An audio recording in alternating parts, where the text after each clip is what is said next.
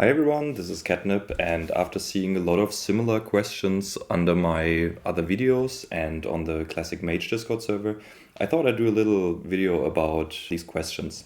So first of all, I think one of the most frequent questions was, what is better, Frost or Arcane, and what about Fire? So this changes, of course, in the next phases when we get more gear. So this is just what it's right now in phase 1 or 2 or whatever you want to call it. Frost and Arcane, the skill ceiling is very equal. So if you are an experienced player with either Frost or Arcane, you will basically do the same damage, but you will have the upper hand on slightly different bosses. So Frost, for example, benefits hugely from cleave. So on bosses like Garalon, for example, Frost will just plain out be better. Arcane, on the other hand, massively benefits from damage amp phases. So things like the Windlord, for example, just 1 minute into the fight, you will have a huge DPS burst phase, and this is where Arcane shines. But overall, like looking over all bosses in the current phase right now, Frost and Arcane on the high end perform very, very similar, and you are fine with either of those specs. You're not griefing your rate with picking either of them. And yeah, just pick whatever you like. On the lower end, especially if you're just starting out with Mage, I would say Frost is probably the way to go, just because of the skill floor is a lot higher. Now with Fire can be decent, but on average it's a little behind Frost and Arcane right now. It has huge RNG swings, so this is why you see big fire parses on Warcraft logs, because sometimes it just pops off and you will do a huge amount of damage. It will become a lot better in future phases, supposedly, but right now it's in a decent spot, but probably not the strongest of the three. The next thing I get asked a lot is about Living Bomb and how to reapply it. So if you have played Cataclysm, you know that you wanted to let Living Bomb explode before you reapply it. This has changed in Mists of Pandaria, just because of how Bomb works. So right now, you always want to reapply Living Bomb, or actually any Mage Bomb, Nether Tempest as well, right before it expires. So this is between the second to last tick and the last tick, which happens at the same time as the explosion. And the reason for that is that the mechanic has changed a little bit. If you apply Living Bomb in this window, the pandemic window, it will still explode, and the lost tick damage will be carried over to the next duration. So you will not lose any damage from the bomb, while also increasing your uptime. This is why it's generally a good thing and a DPS increase to reapply your Living Bombs a little bit earlier. Now this window can change depending on your haste. With high haste, this window is a little bit shorter. So what you probably need is a Weakauras like I have. This is made by Zephyx. It's Zephyx Bomb Buddy, and it glows whenever Living Bomb is ready to apply it after your current cast. So this is very handy, and if you want to min-max your Living Bomb, you should probably use a Weakauras like this. Another question I get sometimes is, what Weakauras am I using? The most important one, in my opinion, is the Zephyx Bomb Buddy, which I just showed you.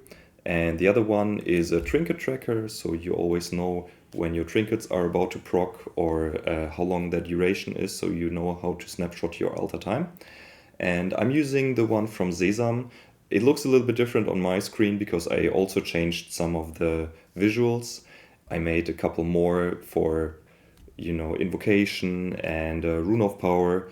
I will link my Vago profile in the description so you can have a look yourself. But also I invite you to get comfortable with changing and tweaking Weakauras by yourself. It takes a little bit of time to get used to it, but once you know how to change them or to create them, you can do a lot of great stuff. And I think everyone has slightly different preferences of what they want to see, so it will really help you out in the long term. And not to forget, the nameplates I'm using is also a custom plater profile, and you will also find it on my Vago profile. The next questions are about Arcane Mage gameplay, and I saw these questions quite a lot. So the first one was, why do I keep casting Arcane Blast at 4 Arcane charges? And for this to understand, you have to know, on the one hand, you get more DPS, more damage from being at high mana due to your mastery. But the other thing is, if you have 4 charges, you also do more damage because of the charges, but it's more expensive to cast, right? So there's a balance. And generally, this balance is, if you are at 4 charges and you are over 90% mana, it's worth it to cast another Arcane Blast instead of doing an Arcane Barrage right away. And the other one was, why do I cast Arcane Missiles even below 4 charges? And the answer is, you do not want to risk munching one of your Arcane Missile procs or to override them. So instead, you want to cast one of them, even if you're below 4 charges, and then just continue with your rotation. And the last thing is a general tip. Whenever you play a caster class, is you want to always be casting. Whenever I was doing log reviews on the Classic Mage Discord, I found that most of the people who were doing below average damage having big cast gaps in their rotation. Let me show you this on an example. So this person has small cast gaps between each Frostbolt, and this happens throughout the fight. It may not look like much, but if you have cast gaps like this between every single of your Frostbolts, this quickly adds up throughout the fight, and in the end it will be a huge DPS loss. The second thing is, if you play mechanics, you might be moving for a bit, but this should not be a reason to not cast anything, because on basically every boss in this game, you can do something while you're moving. So we have like 5 seconds here, then one Arcane Blast and a Living Bomb, and then another 4 or 5 seconds downtime afterwards. We as mages, we have so many tools to use while we're moving. We have Ice Flows, which lets us continue with our normal rotation, and we have a bunch of instance casts we can use, and there should be no reason for this amount of cast gaps. I have an even worse example over here. This is Protector's fight. They were moving to collect stacks from the ads, and this should be just moving out while casting Ice Flows, continue casting, and then moving back in after you collected all of your stacks.